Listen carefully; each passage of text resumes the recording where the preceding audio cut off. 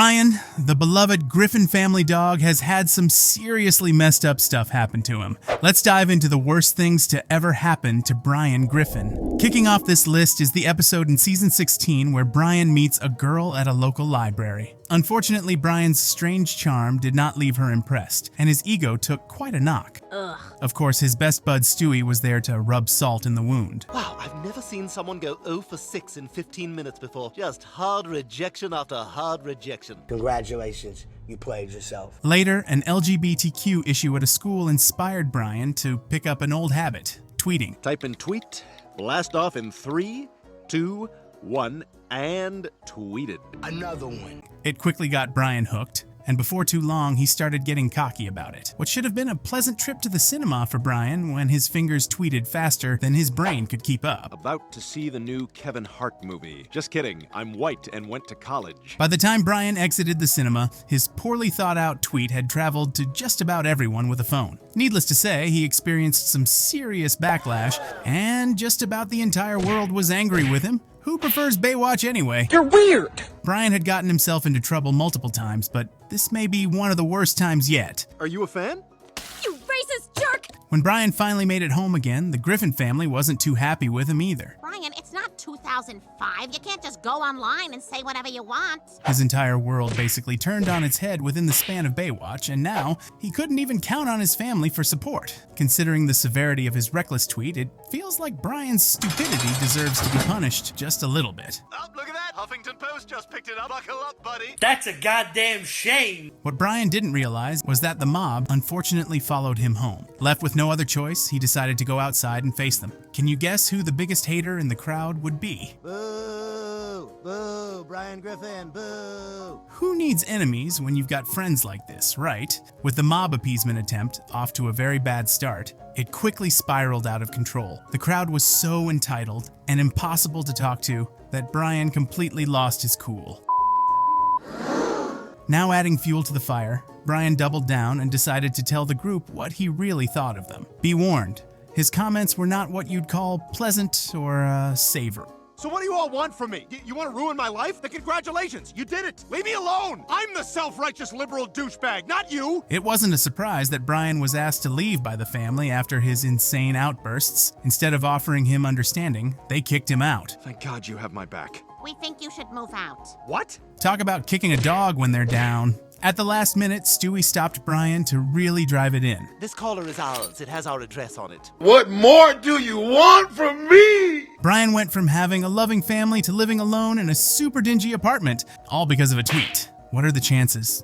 Next on our countdown is not recommended for claustrophobics. In the 17th episode of Season 8, it was a normal day in Quahog when Brian decided to make a visit to his safety deposit box at the bank. I know what you're thinking. Why does a dog need a safety deposit box? Well, you're about to find out. Unfortunately, once inside the vault, things started to go incredibly wrong for the baby and the dog. Hello, we're locked in! After the doors shut, and the pair accepted that they'd be stuck inside the bank vault for the night, they didn't have much time to relax before the next huge problem arose. Unfortunately, this was a problem that we could smell from a mile away, and it was coming from Stewie's diaper. Oh no! The problem intensified since they were stuck in a locked vault together, and there was no avoiding it. Stewie came up with a solution, but let's just say it's about the most disgusting thing we've ever heard. I'm not following you. If the poo were to be removed... that's sick. That is sick. How messed up in the head are you that you would even ask? After a huge struggle and a long back and forth fight, Brian finally agreed to do the unthinkable and eat what was in Stewie's diaper. But you have to swear never to tell anybody. Disgusting! As if this was not already revolting, when Brian returned to Stewie after eating the poo, Stewie had created another bodily mess for him to eat. Got some dessert for you. He just can't catch a break. This was gross, even for a dog. After everything was said and done, the two climbed into the bottle of liquor Brian kept in his safety deposit box. This being the first time Stewie's been drunk, it was bound to go off the rails in one way or another. The drunk pair somehow got the idea of piercing Stewie's ear in their head. And of course, everything sounds like a good idea when you're drunk. Wait, move your hand. Oh, wow. Oh. The ear-piercing ordeal was incredibly bloody and left Stewie with a massive gash in his ear.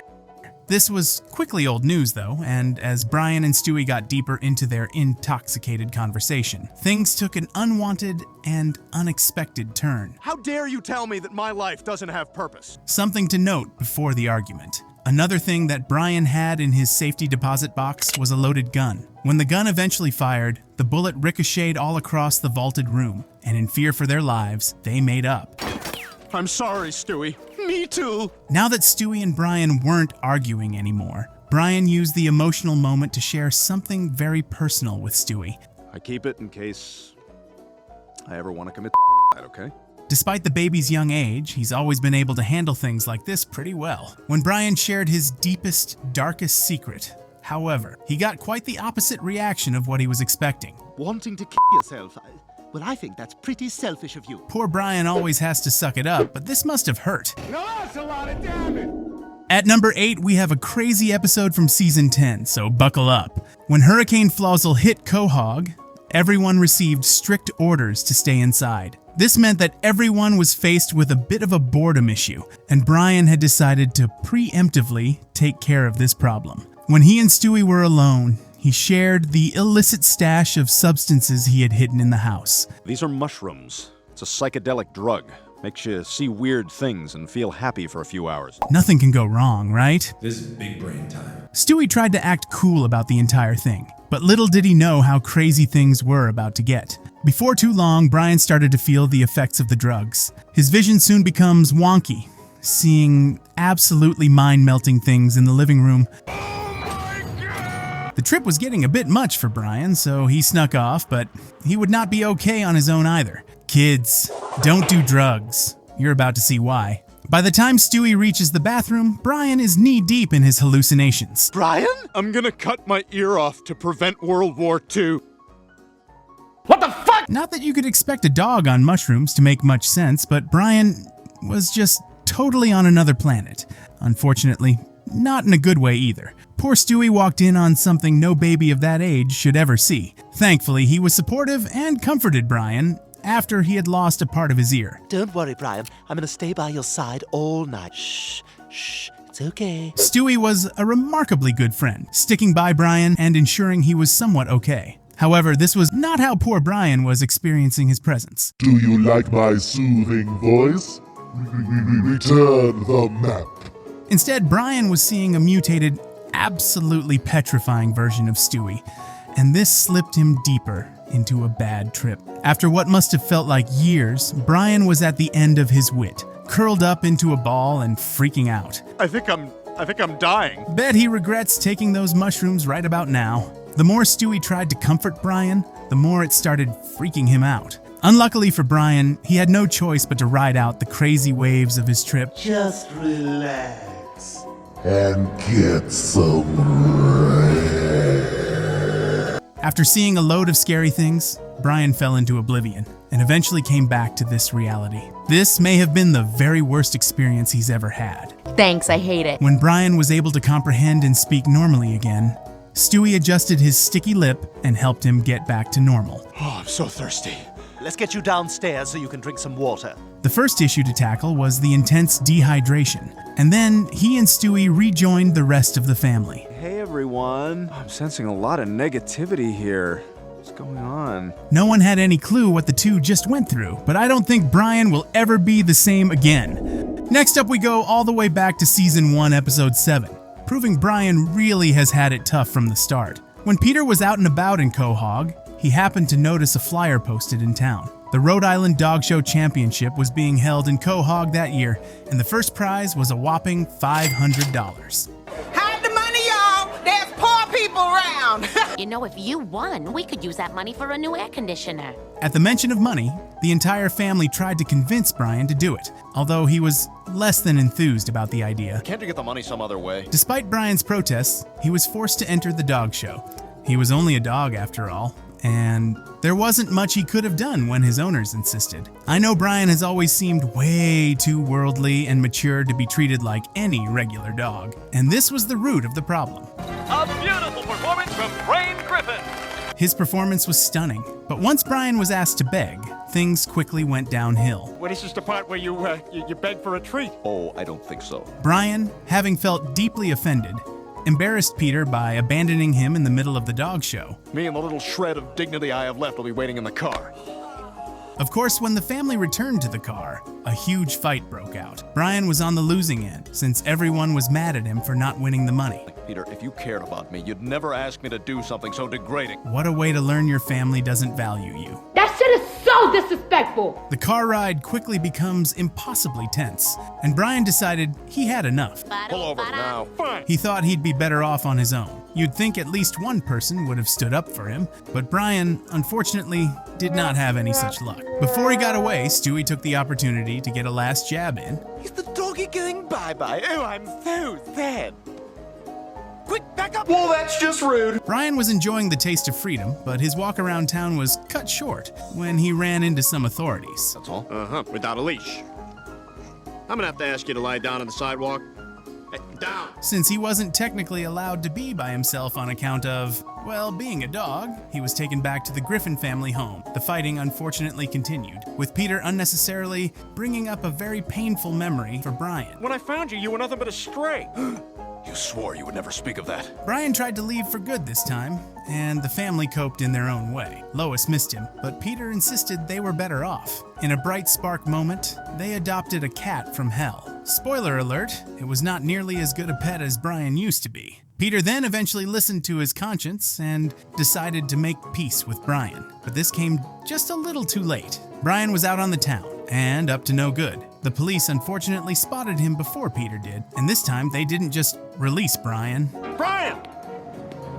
I'm here to bring you... You going downtown, pal? When he was locked in jail, the family visited him, but he was quite down on his luck. But now I see the world for what it is. I'm a second-class citizen, Lois. Thankfully, he then spent his time improving himself and preparing for his upcoming trial. Brian was swooning the court and smooth-talking like an experienced lawyer, but at the end of the day, the entire court disliked him simply because he was a dog. Mr. Griffin, this dog is a danger to society, albeit an articulate and charismatic one. I'll give you each $20. Deal, he can go. In the end, Peter had to resort to paying the judges off, but Brian was a free dog and the family was reunited. Dog shows are wild. Moving on to our next episode, we have the 8th episode of the 5th season, when Meg ran into the house, heavily sobbing. The only one around was Brian, and in a moment of almost sincere care, he tried to help her. How was school? It's horrible. There's a dance Friday night and no one wants to go with me. However, Meg was down in the dumps, and she was on the cusp of herself since absolutely no one wanted to go to the dance with her. Meg, stop it. Come on. A bit dramatic if you ask me, but who are we to judge? In a moment of weakness and pity for Meg, Brian agreed to take her to the dance. Meg was over the moon at this development, and while it all seemed okay at first, Brian had no idea what he had gotten himself into. Buckle up, buddy. He was already apprehensive when they arrived, but Meg was excited to dance and have the full prom experience. God, this is gonna be a long night. Oh, Brian, let's dance. He stood up for her against her bullies while drunk, and before too long, things went from being PG Thanks, Brian. to being very not PG. Don't let your kids, what's it? Meg immediately went kind of crazy when Brian kissed her, becoming obsessive and believing that they were a couple. Brian was less than happy with this new development, but Meg was only coming on stronger. He tried to set the record straight, You and I are friends, and that's the way it needs to stay. Besides, I have a girlfriend. but Meg had already lost her marbles, and her sights were now set on him. I love you too, Brian. And you love me. You do love me, Brian. Run, bitch! Run! In a fake white flag operation, Meg baked Brian a pie. Naively, he accepted and happily started eating away at the sweet treat. She had totally gone off her rocker. And be warned, what she made Brian eat was nothing shy of nasty, especially since it came from Meg. My hair is in the pie, Brian, and now it's inside of you. Hell no, to the no, no, no, hell to the no. He tried to approach Lois for help, but when she heard he made out with her daughter, she had the reaction you'd expect from any mother. Okay, I had that coming. In a last attempt to straighten things out, Brian went up to Meg's room to hopefully reason with her. Only when he entered her room did he realize how absolutely insane she was. The hell? I made that for you, Brian. Upon seeing the incredibly creepy shrine she created, Brian was properly freaked out. He decided to put it as plainly as possible that he was not interested and that there would never be a relationship between them. However, Meg took this as a cue to take things into her own hands. When Brian came back to consciousness, he found himself in a very romantic situation with a very provocatively dressed Meg. I'm a little uncomfortable. Oh, just relax. She had kidnapped him and restrained his entire body, and who knows what she was planning to do. Thankfully, before anything heinous could go down, Peter and the gang arrived to save the day. What a close call, though. Sitting at our number 5 spot is a season 4 example of why betting is the worst idea. Betting is never a good idea, and if you're wondering why, the next bad thing that happened to Brian will explain it very well. Stewie started a chat about a boxing match that was coming up, and Brian's interest was piqued. Hell, give me $50 on Tyson. Between actor Carol Channing and Mike Tyson, it seemed that the winner would be a no-brainer. So Brian placed his bet. The night of the fight came, and everyone was holding their breath. Everyone except Carol Channing, who was somehow taking an insane number of hits from Mike Tyson. That all you got, you son of a bitch? You're going down, young man. Any normal person would have been half dead by now, but Carol kept the fight going, spelling very bad news for Brian. I can't believe this. She keeps getting up. I'm so exhausted. This is a classic example of why you shouldn't count your chickens before they hatch. When the fight was over and Carol was victorious, Brian was left with a debt to pay. Where's the money, Lebowski? Unbelievably, Stewie went from being Brian's best friend to being more of a bookie. Initially, Brian didn't take the severity of Stewie's threats seriously, but he made it absolutely clear that he'd be back for the money tomorrow. Here's a suggestion. Have the money by tomorrow and there won't be any problems. Yikes. It wasn't a shocker that the next day came and Brian did not have the money he owed Stewie. Before Brian was able to finish his morning shower, Stewie came knocking. It took mere moments for things to escalate, and to put it lightly, Stewie beat the crap out of Brian. That's good, OJ. I'm pretty sure Brian would remember why you should never get involved with betting from now on. The next time Stewie ran into Brian, the situation was not solved. Brian tried to sneak away, but when Stewie busted his disguise, he was in for another heavy beating. Getting real tired of you ducking me, man. At this point, Brian had been beaten blue and black. Oh my God! And he had had enough, so he agreed to go to the bank to withdraw Stewie's money. All right, let's go to the bank. What a mess for a few bucks. When Stewie got his money back, he was happy as a clam again. The entire family was traveling due to Peter's new job as a football player, and Stewie used the flight to try and buddy up to Brian again. What do you say we let bygones be bygones, You shot me in both my knees, then lit me on fire. Piss off. Needless to say, Brian was less than impressed, and he made it very clear that he was not going to forget being abused like this. It's a wonder he was even still alive.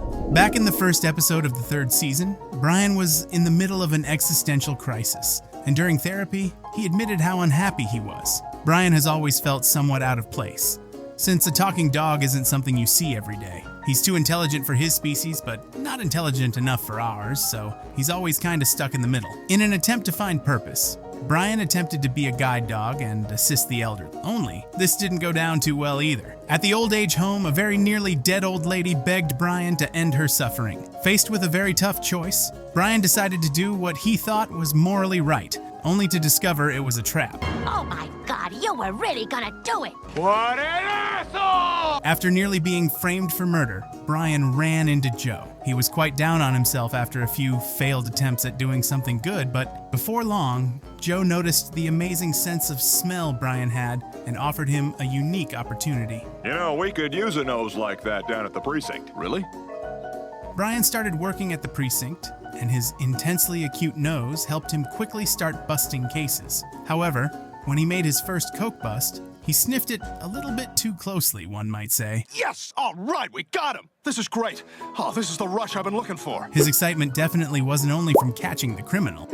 However, this was the start of a bigger problem. Since the more busts Brian made, the more coke he sniffed. The family noticed his quickly declining state, but when they raised their concerns, Brian didn't exactly take kindly to it. Instead, he lashed out at them. Wow, Brian, have you lost weight? Here's a hint. Put down the fork. Well, that's just rude. It was clear that his condition was taking a nosedive, though, and Brian's outlook on life had never been that negative before. Who would have thought Coke affects dogs the same way? The days of decency and virtue are gone, honey. Bam! As it usually does, Brian's life quickly started falling apart the more drugs he used. Give me your badge. Fine. His sense of purpose was gone as soon as it had come, and he had a nasty coke habit as a souvenir. He then made yet another bad choice by bringing a prostitute, or crackhead, possibly both, home. The family immediately protested, so he went out into the night, having lost his job and his dignity. Come on, baby girl, let's go to the park. After the bender came down, Brian realized how bad things were and how much he messed up. Oh, I'm so sorry, everyone. Oh, God, I need help. This was a tough pill to swallow, but the family were thankfully ready to forgive him. He was booked into a first-class rehab center and received support from the family. Good luck, Brian. I just know you're gonna get clean. As usual, not everyone in the family was equally supportive. Can you guess who? Spoiler alert, it's the fat dumb one. Peter stayed there with Brian instead of leaving with Lois and the kids, treating it like a holiday. After convincing Brian to abandon his treatments and pranking the residents, Peter got the pair into trouble. Typical of him to ruin something because of his own selfishness. However, when the doctors start to berate Brian, he stands up for Peter and leaves the rehab behind completely. I came here to get clean and I did.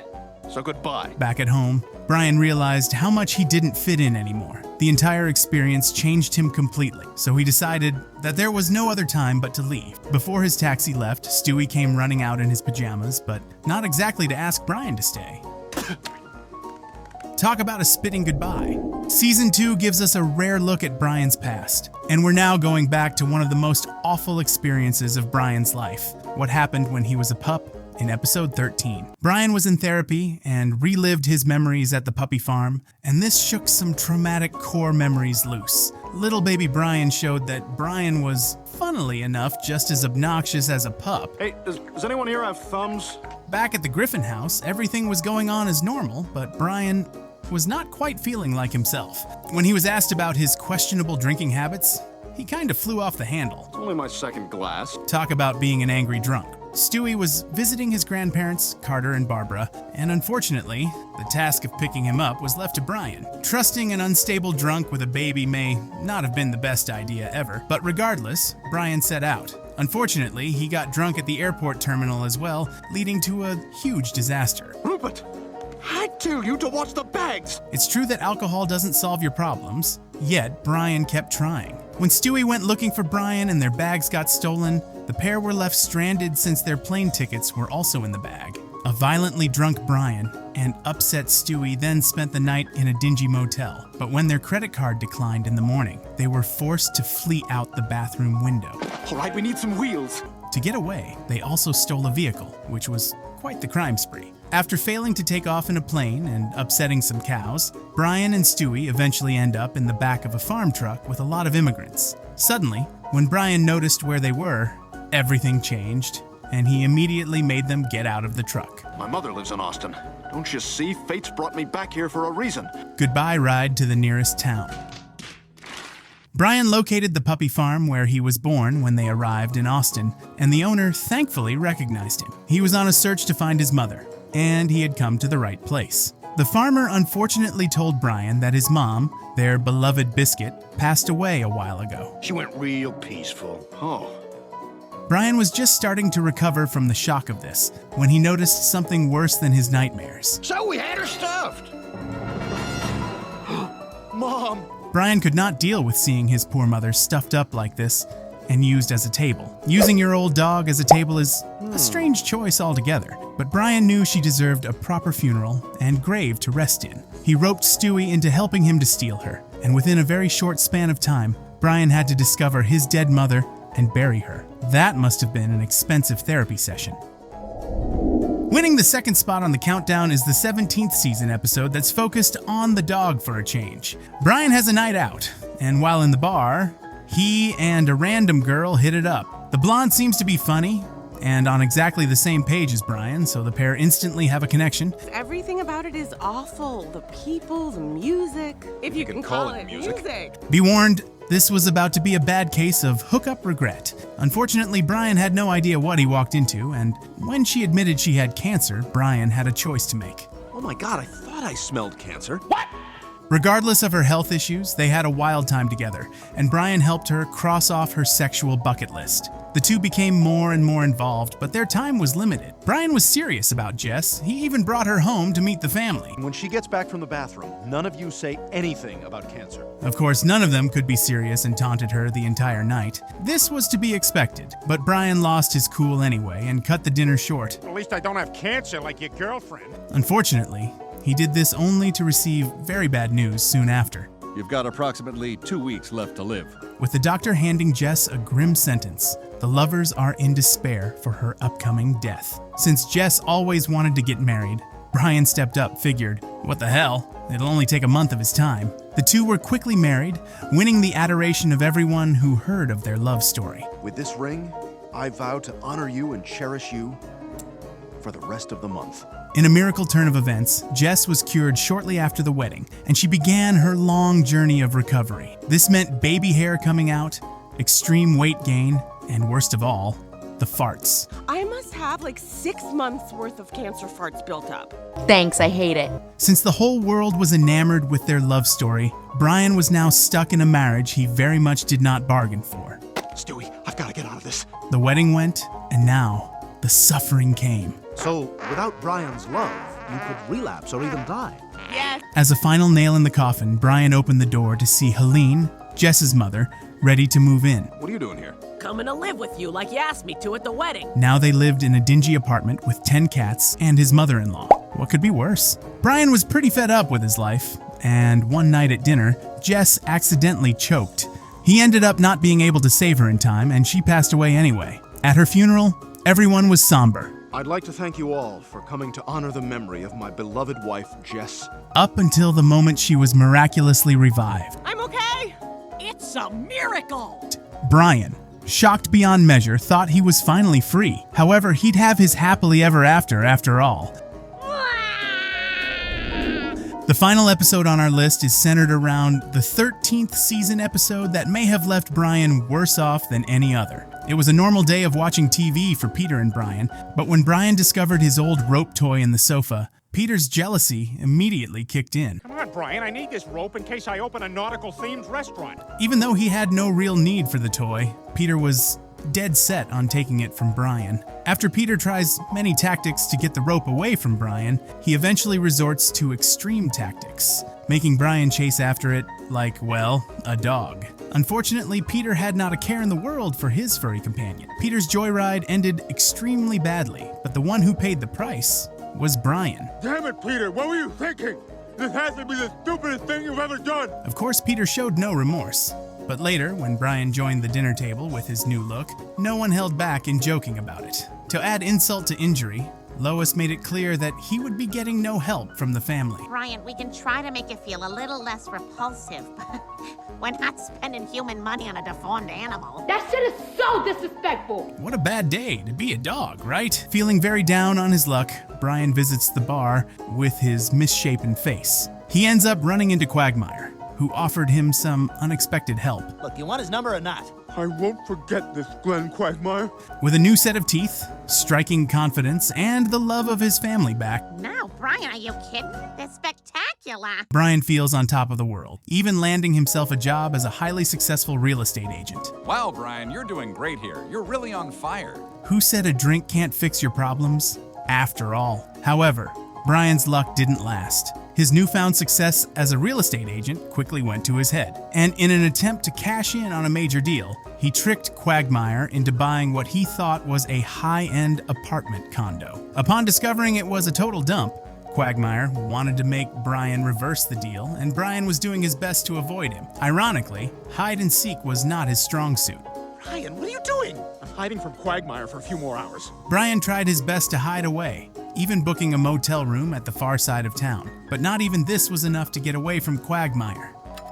Ah, hey, Hey there, buddy. That's suspicious. That's weird. After a heated exchange, Brian actually had a noteworthy moment of self-reflection about scamming the only person who helped him when his face was all ugly. I'm a jerk. I'm a selfish and pretentious jerk. What do they say about old dogs never learning? Apparently this is true, since Brian doubled down and admitted that it was all an act. And that is 72 hours. Enjoy your crap hole, dumbass. What an asshole! Bet you don't feel as sorry for him now. In a fit of rage, Quagmire got his revenge on Brian.